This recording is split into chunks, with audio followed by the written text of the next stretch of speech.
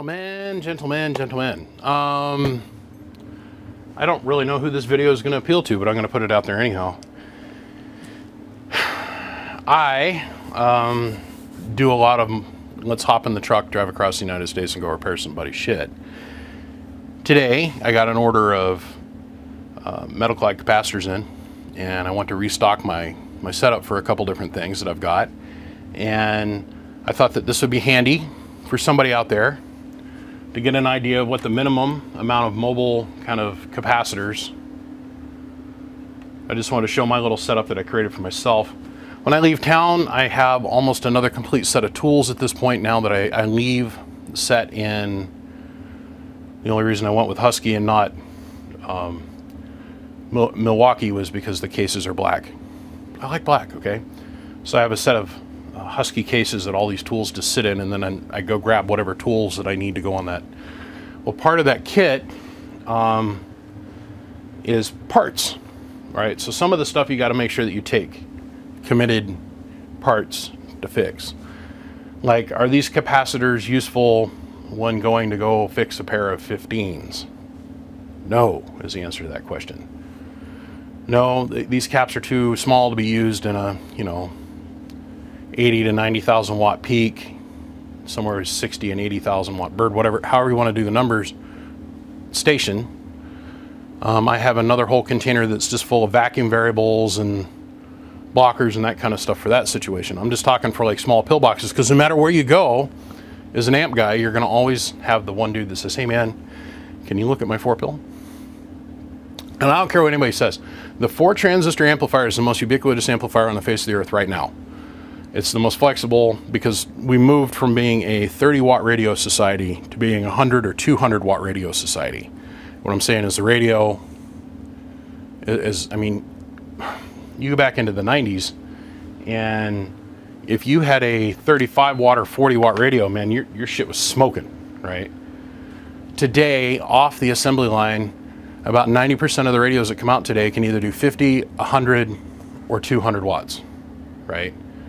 So the only amplifier that can receive the power from those radios across the whole gamut is a 4-transistor unit. So I built this case of caps based off the idea that I would just be working on 4-pills here and there, or anything in between. And those parts also transfer over to, 4, 8, 16, 24, and so on. So I just thought I'd show that. This is the small capacitance. This is my 10 picofarad through 330 picofarad. And I found with this mix of capacitors here,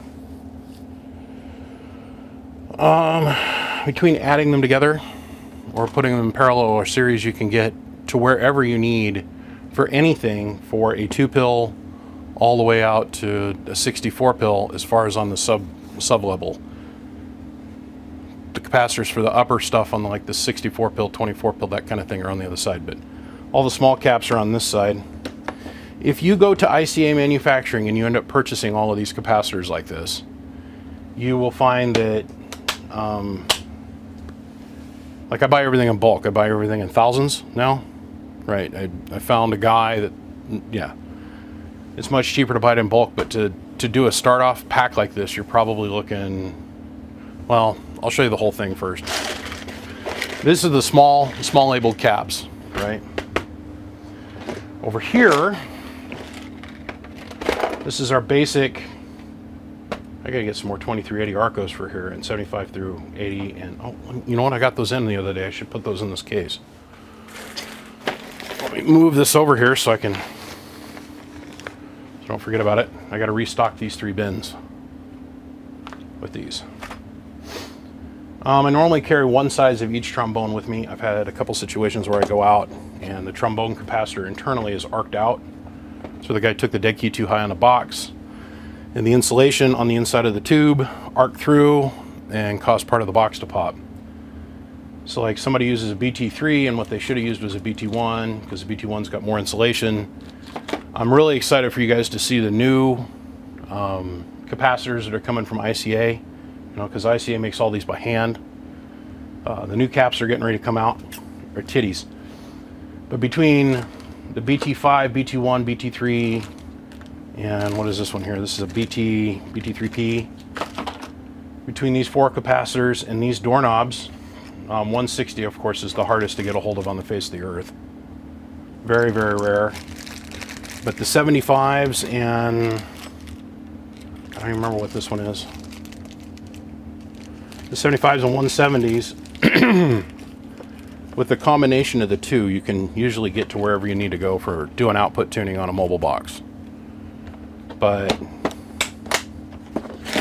on this side, I don't carry a lot of these parts because they're not used that often, right? So we've got our 150. I don't like, sorry. We've got the 150 capacitor. I don't like using these very much. I'll show you why. There's a better replacement for it. A 140, a bunch of 50s. These are the 500 volt version of these. So this is, that can't be right. This is a 300 volt. These are 500 volts of these.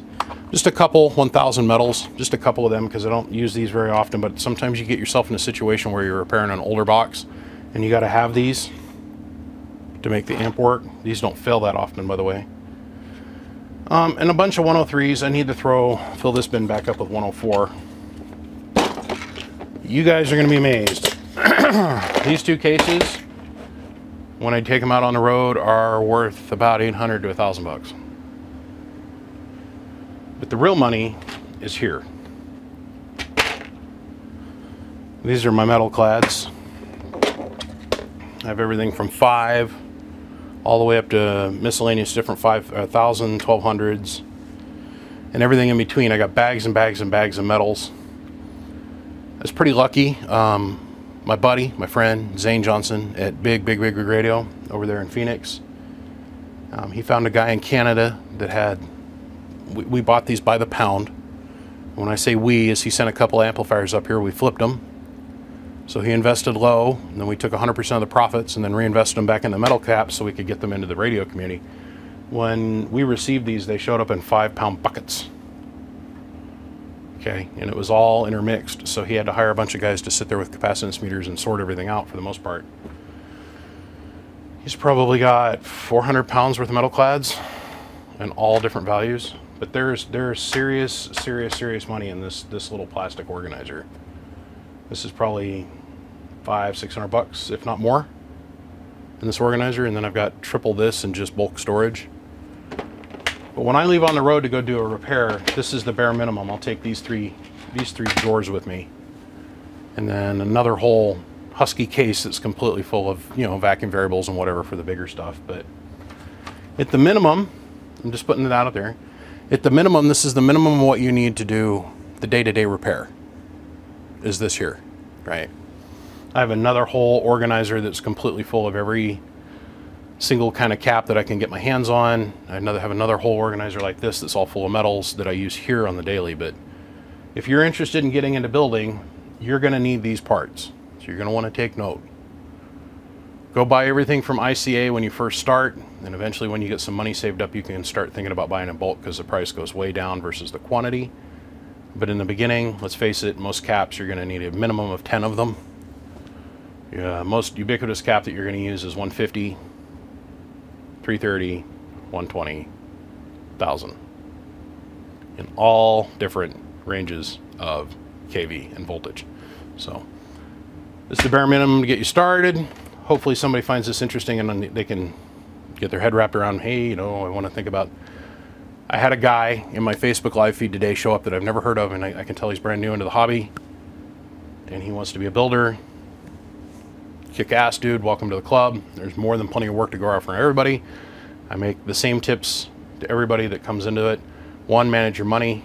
2, be nice. Always be nice, or at least attempt to be. Have a hard outer shell, but always try to do the right thing and be nice, right? Just, that's the bottom line. And don't ever bash anybody. Just keep your opinions to yourself. Just work on the boxes and do your shit.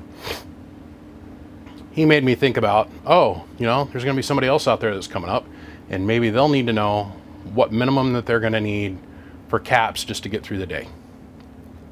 This is it. This is my go-to pile if I'm on the road, which translates to basically I have this but in more for my day-to-day here. So You take with that what you want. This is just backup, just in case. Like I said, I've got much more. But on that note, gentlemen, appreciate you tuning in. I thought this might help somebody. I appreciate every single one of you guys. Come check us out on Patreon. I'll see you. Click, click.